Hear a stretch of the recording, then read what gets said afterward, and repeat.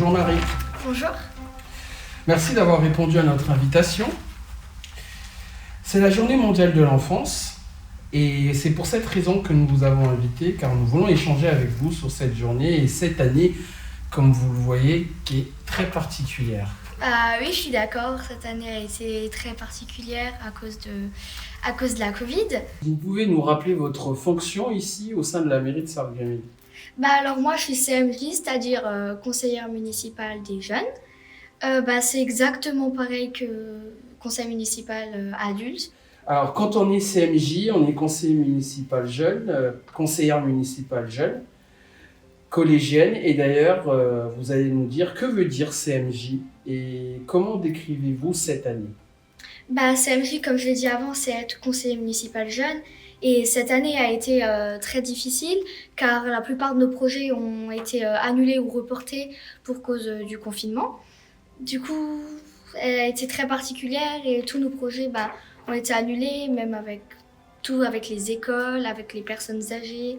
Et voilà. Ça consiste à quoi être conseillère municipale jeune? Conseil municipal jeune, c'est avant tout être là pour transmettre la parole des enfants de Sarreguemines, les représenter au sein de Sarreguemines.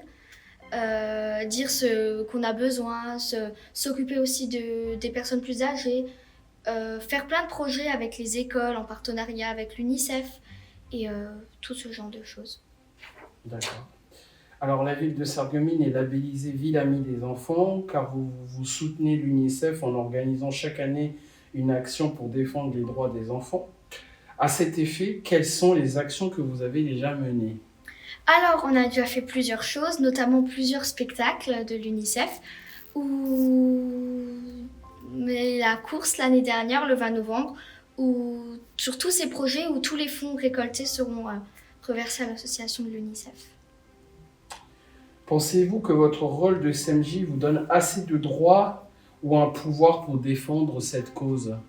Je pense qu'on peut quand même la défendre, même si on n'est pas très haut placé. Mais je pense que notre parole est quand même importante parce qu'on est nous-mêmes des enfants. Alors la parole d'un enfant peut quand même compter par rapport à ce sujet. Ok. Et selon vous, comment peut-on aider l'UNICEF dans cette situation, cette année particulière? Dans cette situation, vu que tous les spectacles, les courses, tous ces projets sur l'UNICEF ont été annulés, il y a un site internet où nous pouvons faire des dons, d'acheter plusieurs objets, des cadeaux. Il y en a pour tout. Il y a aussi des Happy Box, c'est des box qu'on achète où il y a plusieurs soins médicaux qui seront reversés ou d'autres choses comme des vélos ou toujours ce qui est dans la santé à des personnes en besoin. D'accord. Et quand on parle des droits de l'enfant, donc cette journée mondiale de l'enfance, si on se met un peu au niveau local à Sarreguemines, pour vous, est-ce que tous les enfants ont les mêmes droits à Sarreguemines? Oui, je pense que la plupart ont les mêmes droits. On est tous égaux après tout, même si on est handicapé, différent, ou on est tous pareils, on a tous les mêmes droits, je pense. D'accord. À votre âge, quelle est la cause qui vous touche le plus? Je sais pas vraiment. La discrimination. Oui. Je trouve ça horrible de rabaisser des personnes alors qu'elles sont parfaitement égales aux autres. Par exemple, handicapées, avec des problèmes mentaux ou physiques. Je trouve ça horrible alors que la personne est totalement normale et totalement égale à nous. D'accord. Pour conclure, des idées, un message, pour que chacun prenne conscience de l'importance de cette journée, pour que des jeunes comme vous prennent conscience qu'il y a une journée qui est banalisée dans le monde pour défendre vos droits. Du coup, je pense qu'un enfant a le droit à plusieurs choses. Notamment, il ne faut pas avoir peur de s'exprimer devant d'autres personnes. On a le droit à l'éducation, aux loisirs, au sport, à tous ces genres de choses qu'on ne pense pas réellement. Alors, je pense qu'on a quand même pas mal de droits et qu'il faut en profiter et de savoir qu'on peut les faire. Alors, il vous reste encore quelques années, même pas, je dis quelques années, quelques mois pour votre mandat de CMJ.